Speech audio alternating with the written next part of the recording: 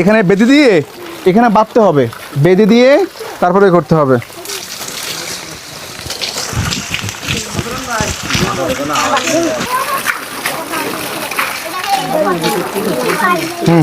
পরশুদিন একটা মসজিদ দিয়েছি না, পরশুদিন আর একটা মসজিদে এই মোটর দিয়েছি।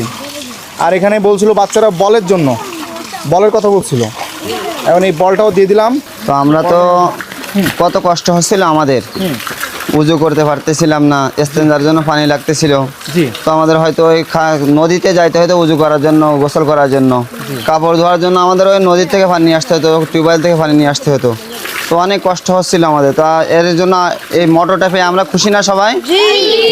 তো যাদের মাধ্যমে আমাদের পর্যন্ত এই মোটরটা পৌঁছালো, আমরা তাদের জন্য দোয়া করি। যারা দিল তাদের জন্য দোয়া করব।